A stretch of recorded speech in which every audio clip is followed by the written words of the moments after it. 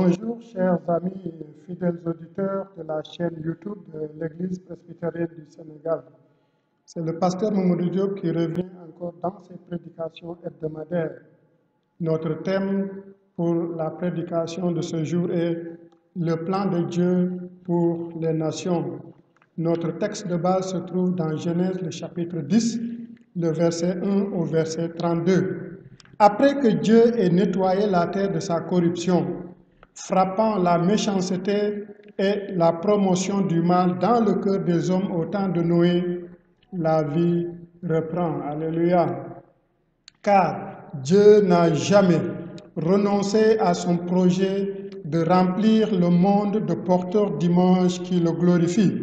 C'est pour cela qu'après le déluge, Dieu opte pour une nouvelle organisation afin de mieux propulser ce nouveau départ et aller plus loin vers cet objectif ou vers cet idéal. Cette nouvelle organisation est appelée par certains comme la table des nations ou la table des familles. Dans un cas comme dans l'autre, Dieu, dans Genèse, le chapitre 10, le verset 1, dit ceci. « Voici la postérité de Noé, Sem, Cham et Japhet. Il leur naquit des fils après le déluge. » Dieu, dans ce verset, commence par souligner le reste sur lequel sera bâti ce nouveau départ, reste constitué par les descendants de la famille de Noé. Nous voici donc en face d'un psaume où la première partie du psaume nous montre un Dieu qui sauve un homme, un couple et une famille. La deuxième partie du psaume met en évidence la descendance de cette famille avec comme premier trait d'union le sang, pour tendre à des ethnies, avec des langues comme deuxième trait d'union pour la communion et la communication. La troisième partie du psaume part des ethnies pour s'étendre et atteindre des peuples comme avec trait d'union, le vivre ensemble dans des territoires et des terres communes pour former une nation. Malgré le nombre insignifiant de personnes qui restent après le déluge, Dieu poursuit son objectif et reprend cette fois-ci avec les trois fils de Noé. Rappelons-nous que ces trois fils de Noé ont eu déjà la bénédiction de Dieu et le renouvellement de son mandat dans Genèse chapitre 9, le verset 1. Dieu bénit Noé et ses fils et leur dit, « Soyez féconds, multipliez-vous et assujettissez la terre en la remplissant. » Ceci au même titre que leur ancêtre Adam. Ceci donc prouve la fidélité de Dieu en lui-même, sa fidélité en son plan et le fait que quand il s'engage pour toujours. Dieu tient toujours à sa promesse, malgré les circonstances, malgré les difficultés, malgré les oppositions. C'est pourquoi quand Dieu s'engage à te sauver, il va le faire, mon ami, parce qu'il a les compétences, il a l'arme et il a l'engagement pour le faire. La cartographie du plan de Dieu pour accomplir son dessein passe par le choix et l'engagement de Dieu avec un homme, en l'occurrence Adam, créé à l'image et à la ressemblance de Dieu. Cet engagement de Dieu se développe et englobe une famille, celle de Noé, sauvé du déluge explicitement pour cette cause. Après le déluge, l'engagement de Dieu s'élargit et englobe des familles toutes entières, en l'occurrence les descendants de Noé que nous venons de citer tout à l'heure. C'est pour cela qu'à leur tour, tous les trois fils de Noé reçurent de Dieu sa bénédiction, en même temps son mandat qui les assigne à être féconds, à multiplier et à remplir la terre. Tous les trois également reçurent de Dieu le même statut qui inspire respect et crainte vis-à-vis de tout animal de la terre, vis-à-vis de tout oiseau du ciel, vis-à-vis de tout ce qui se meut sur la terre et de tous les poissons de la mer. Amen. Toute cette richesse et cette multitude, cette diversité et cette variété de ressources est soumise également à la gérance, au contrôle et au pouvoir des fils de Noé et de leurs descendants, et ceci sans discrimination en matière de nourriture. Ce qui était permis ou interdit concernait encore et encore les 3 descendants de Noé et leurs descendants. En matière de protection de la vie, pour que son sang ne soit versé ni par un animal quelconque, ni par un autre homme quelconque, concerne également la descendance des 3 fils de Noé. Et ceci nous est dit dans le chapitre 9, le verset 3 au verset 6. Comme on a coutume d'entendre dire que la répétition est pédagogique, Dieu termine ses mises au point, ou Dieu termine ses instructions à ces 3 patriarches, adressées à ces 3 patriarches, descendants de Noé, sans distinction, en revenant sur l'essentiel qui est le verset 7 du chapitre 9, ce commandement d'être fécond, de se multiplier, de remplir la terre et de l'assujettir. À ce stade, il n'y a aucune raison, vraiment aucune raison qui justifie le fait qu'un descendant parmi les 3 soit inférieur ou supérieur à d'autres. Cette idée d'infériorité est partie d'un certain courant de pensée basé sur un détail qui s'est passé dans la famille de Noé. Détail parlant de Noé ivre, qui se découvrit dans sa chambre, et Cham du moins, le cadet, le trouvant dans cette situation, alla porter conseil auprès de ses frères. L'attitude de Cham est très bien comprise par les Africains. Dans la famille africaine, le cadet n'est pas celui qui prend des décisions. Le cadet n'est pas celui qui prend le devant de la scène. Il doit toujours aller consulter le grand frère. Il doit toujours aller consulter les frères pour savoir ce qu'il y a lieu de dire, ce qu'il y a lieu de faire et ce qu'il y a lieu d'aller où aller. Et c'est ce que fit exactement Cham dans cette situation. Mais à cause de cela, il fut maudit de son père, qui est évidemment dans une condition inhumaine parce qu'étant bien sûr ivre. Ce courant de pensée s'appuie sur ces détails pour instaurer l'esclavage, la colonisation et la supériorité d'une race par rapport à l'autre. Ce qui est, mes amis, faux et injustifiable d'après le texte que nous venons de lire. Dans le plan divin, il n'y a aucune clause donnée par Dieu en référence à cet incident pour justifier et valider le fait qu'un homme, le fait qu'un groupe d'hommes, le fait qu'une ethnie puisse dominer un autre homme ou une autre ethnie ou étant supérieur à un autre homme ou à un autre être humain. Cette théorie ne tient pas du tout la route. Ceci donc nous conduit à la question: comment donc ce nouveau départ serait matérialisé par chaque descendant? Pour répondre à cette question, nous allons voir au niveau de chaque descendant comment il s'en est pris pour arriver à cela. Et ceci nous conduit directement à Japhet. Ce commandement d'être fécond, multiplier et remplir la terre est manifestement accompli avec Japhet. C'est pour cela que le récit nous informe que la fécondité de Japhet jusqu'à la 3e génération. Le récit donc nous raconte que Japhet était fécond jusqu'à la 3e génération. Le narrateur même se permet de citer quelques noms des fils et des petits-fils de Japhet. Ceci dans Genèse chapitre 10, le verset 2 au verset 4. Sur le plan de la fécondité et de la multiplication, la volonté de Dieu s'est réalisée avec le patriarche Japhet. Alléluia. Sur le plan du déploiement également, on voit qu'une autre partie de la terre, c'est-à-dire un endroit géographique spécifique décrit comme les îles des nations, a été réservé et peuplé par la descendance de Japhet. Cet endroit géographique de la terre leur a été exclusivement destiné, donné en partage pour l'accomplissement du plan divin. Ceci nous est dit dans le verset 5, la première partie. La suite donc du verset, de ce même verset 25 du chapitre 10, nous renseigne sur la manière dont cette descendance devrait s'organiser pour accomplir la volonté de Dieu et soumettre la terre dans la portion de terre qui leur revenait de droit de la part du Créateur. Ceci donc nous conduit à Cham.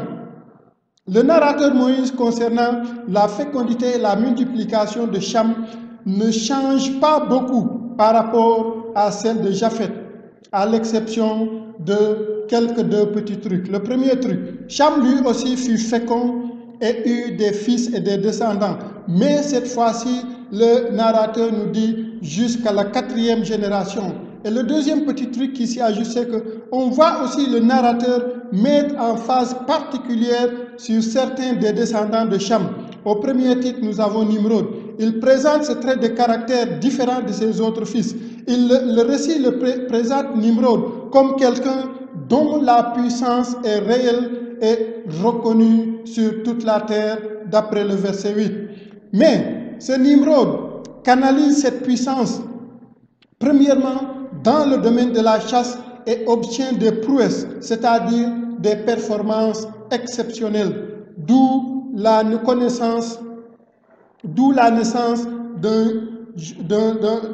honneur, d'où la reconnaissance d'un slogan, pardonnez-moi, en son honneur. Le verset 9 du chapitre 10 dit ceci: il fut un vaillant chasseur devant l'Éternel. C'est pourquoi l'on dit, comme Nimrod, vaillant chasseur devant l'Éternel. Alléluia. Il transforma également cette puissance en termes d'organisation de territoire et de leadership, en termes de construction de grandes villes. Ceci nous est rapporté dans le chapitre 10, de versets 10 à 12. Mais là aussi, au lieu de nous attarder sur des individus, on voit à la fin le même refrain que celui de Japheth qui revient. La descendance de Cham doit aussi se déployer. On voit qu'une partie de la terre, décrite dans le verset 19, est un endroit géographique et spécifique qui leur est réservé et doit être peuplé et soumis par la descendance de Cham. Cet endroit géographique de la terre leur est exclusivement donné en partage pour l'accomplissement, écoutez-moi bien, pour l'accomplissement du plan divin et non pour l'accomplissement de cette race ou de leur descendance. Le verset 20 de ce même chapitre 10 nous renseigne sur la manière dont cette descendance devrait elle aussi s'organiser pour accomplir la volonté de Dieu et soumettre la terre dans la portion de terre qui leur revenait de droit de la part également du Créateur. Alléluia. Ceci nous conduit maintenant à Sem. Pour être court, disons que la descendance de Sem n'échappe pas elle aussi à la règle. Ils ont été assignés à suivre le même parcours que ses frères dans la poursuite de l'accomplissement de l'idéal divin, dans la poursuite de l'accomplissement du plan de Dieu qui est d'être fécond, de se multiplier, de remplir la terre et de l'assujettir à sa gloire. Une chose importante cependant à retenir avec l'ensemble de la descendance de ces trois familles est la première organisation pour soumettre ce territoire à l'homme est la cellule familiale. Ici, le lien qui cimente cette organisation et la maintient et la nourrit est les liens de sang. De la cellule familiale, nous passons à la deuxième étape dans cette échelle d'organisation qui est l'ethnie. Au niveau de l'ethnie, le lien qui consolide cette organisation est la langue comme moyen de communion et de communication. C'est pour cela que toute bonne communication, d'ailleurs jusqu'à nos jours, a comme élément de base la communion et le partage d'informations, chers frères et sœurs.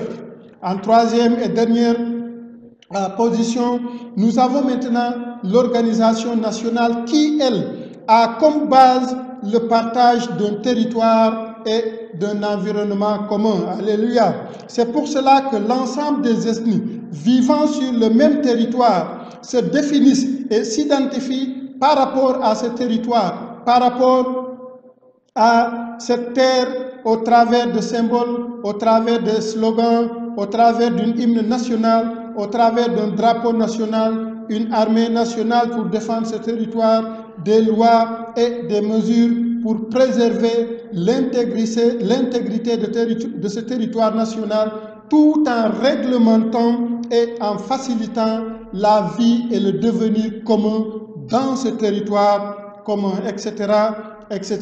À ce stade, nous pouvons dire que Dieu a tracé de nouveau la voie. Il fournit les moyens à l'homme créé à son image et à sa ressemblance pour lui permettre d'accomplir la mission pour laquelle il revêt l'image et la ressemblance de Dieu. Mission qui se résume en ceci.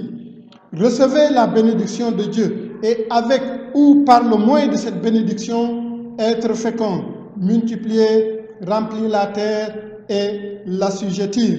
Cette vision de Dieu, que la terre puisse être remplie de porteurs de son image pour soumettre cette terre et gérer cette terre afin que le tout, c'est-à-dire l'homme qui gère la terre et la terre elle-même et tout ce qu'elle renferme, reflète la gloire de Dieu et confié à toute âme, à toute famille et à toute nation ou à toute organisation religieuse, ecclésiale ou à toute association. C'est la raison pour laquelle Dieu a donné à chaque homme, Dieu a donné à chaque femme, Dieu a donné à chaque famille, Dieu a donné à chaque nation une panoplie de richesses dans un système, écoutez bien, dans un système organisé. Cette panoplie de richesses peut être vue sous trois angles. Le premier angle, l'homme créé à l'image de Dieu et à la ressemblance de Dieu lui confère une force, c'est-à-dire un pouvoir. En résumé, c'est un potentiel qu'il renferme en lui, un potentiel énorme de ressources pour soumettre la terre et l'assujettir, pas pour sa propre gloire, pas pour la propre gloire de son ethnie, pas pour la propre gloire de son parti politique, mais pour la gloire de Dieu et pour la gloire exclusive de Dieu. Ceci nous conduit au deuxième point. La deuxième ressource pleine de potentiel est la terre elle-même. Elle doit être préservée, développée et administrée dans sa forme et dans son contenu pour que tout en elle reflète la gloire de Dieu et devienne cette ville-jardin future pour l'éternité. Alléluia. Extrêmement important, chers frères et sœurs qui m'écoutaient jusqu'à présent. Ceci nous conduit au troisième point, à la troisième ressource qui lie les deux premières ressources pour arriver à ce que toute la terre reflète la gloire de Dieu et le mandat culturel et le mandat cultuel assigné à l'homme revêtu de l'image et de la ressemblance de Dieu. Un tel mandat se résume au fait d'être fécond, multiplier, remplir la terre et l'assujettir. Pour l'accomplissement de ce mandat, Dieu donne à l'homme la faculté de s'organiser en cellule familiale, la faculté de s'organiser en groupe ethnique, la faculté de s'organiser en nation ou en association. Dans une famille où les individus soignent et entretiennent les liens sanguins, il y a une force qui se dégage d'une telle organisation. Cette force dans l'organisation, au niveau de la cellule familiale, doit être canalisée pour l'accomplissement du plan divin qui commande à être fécond, à se multiplier et à remplir la terre pour l'assujettir à la gloire de Dieu. Si tel n'est pas le cas, si une telle force n'est pas canalisée pour la bonne cause, elle le sera pour la mauvaise cause. Et nous y reviendrons. Cette protection et ce soutien mutuel de tous et de chacun au sein de la cellule familiale aura forcément des conséquences positives sur l'environnement. Ceci nous conduit donc à l'environnement immédiat de la famille qui est l'ethnie. L'ethnie également est une organisation qui englobe en son sein des familles. Si chacune de ces familles ressemble à celle que nous avons décrite tout à l'heure en haut, l'élan consacré à l'atteinte des objectifs de Dieu, de remplir la terre et de l'assujettir, demeurera également au sein de cette ethnie. Comme lien constituant de cette organisation au niveau de l'ethnie, nous avons la langue comme facteur de communication, mais également comme facteur de communion entre les êtres humains. C'est ainsi que la spirale continue, se poursuit et atteint maintenant la sphère nationale, c'est-à-dire le niveau national. Quand dans un territoire donné, les différentes ethnies qui la composent voient la langue comme outil de communication et de partage d'informations, cette langue devient alors une force pour cette nation de poursuivre l'idéal divin. Alléluia. Ce lien linguistique devient un atout, une force extraordinaire qui leur permet d'organiser leur terre et territoire pour l'accomplissement de la mission reçue de Dieu. Dans la poursuite de l'atteinte de la vision de Dieu, toutes les ressources sont extrêmement importantes. Les négliger ou les ignorer ou les utiliser mal est souvent source et cause de beaucoup de problèmes, source et cause de beaucoup de divisions, source et cause de beaucoup de blessures, source et cause de beaucoup de morts.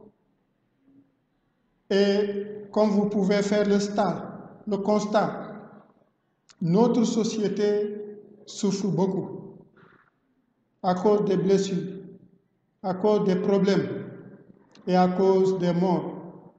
Parce que tout simplement, ces organisations qui ont été données à l'homme pour gérer la terre et la soumettre pour la gloire de Dieu et le bien de l'homme ont été bafouées, ont été minimisées et ont été très mal exploitées. On n'est pas encore au chapitre 11 qui suit, qui parle évidemment de la tour de Babel. Mais pensez juste à ce qui s'est passé après le projet de la fameuse tour de Babel. Nous voyons que la langue, qui est un outil donné par Dieu à l'homme pour lui permettre d'accomplir le mandat culturel, a été détournée par l'homme pour se faire lui-même un nom. Ils se sont dit, allons, faisons ceci. Ils ont bien communiqué, mais leur engagement ensemble, leur unité que la langue avait favorisée a été une unité pour faire le mal et non pour se multiplier et remplir la terre. Résultat, Dieu affaiblit la puissance de la langue.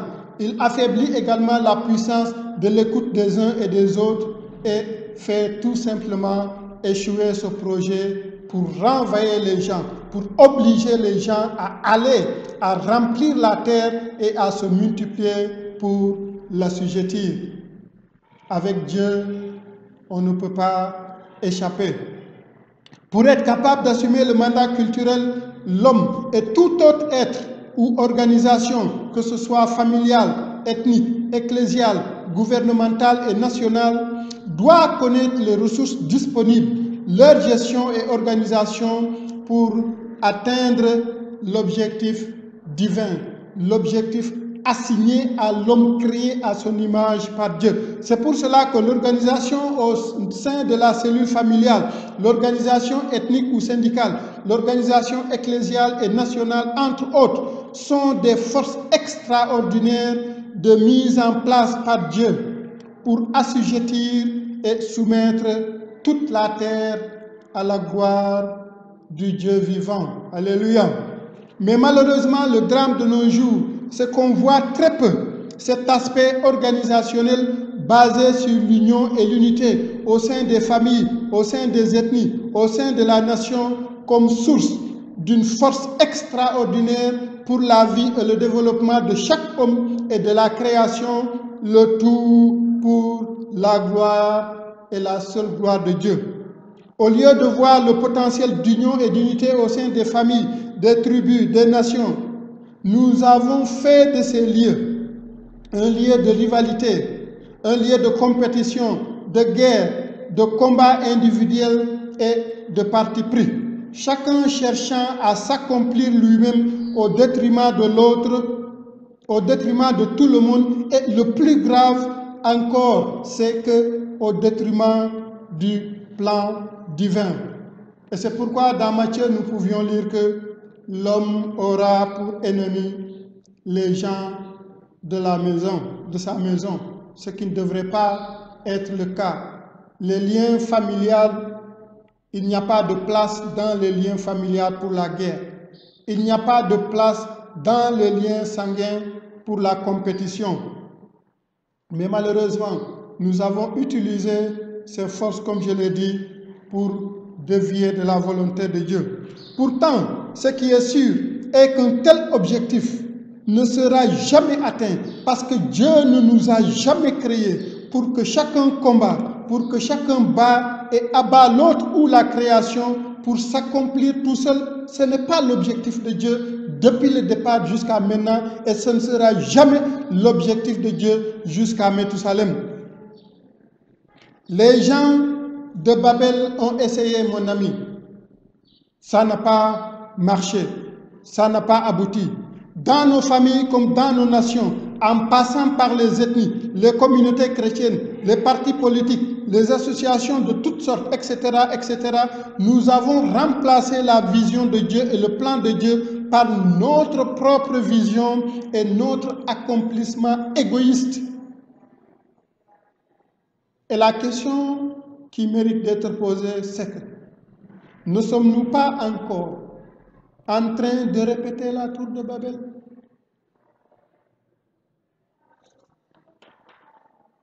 La preuve que nous sommes en train de répéter la tour de Babel est que toi qui m'écoutes ce matin, tu regardes juste autour de toi. L'anarchie qui règne dans les familles, l'anarchie qui règne dans les rues, l'anarchie qui règne dans la politique, l'anarchie qui règne dans nos hôpitaux en ce moment, et le tout ajouté aux constructions anarchiques et illégales qui bouffent notre littoral, témoigne de ce désordre indescriptible que nous sommes en train de faire.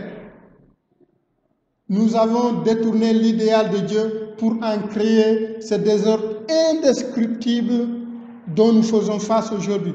Désordre qui a fini par remplacer l'idéal de Dieu en la rabaissant à l'idéal d'un être humain, à l'idéal d'un mortel. Extrêmement grave.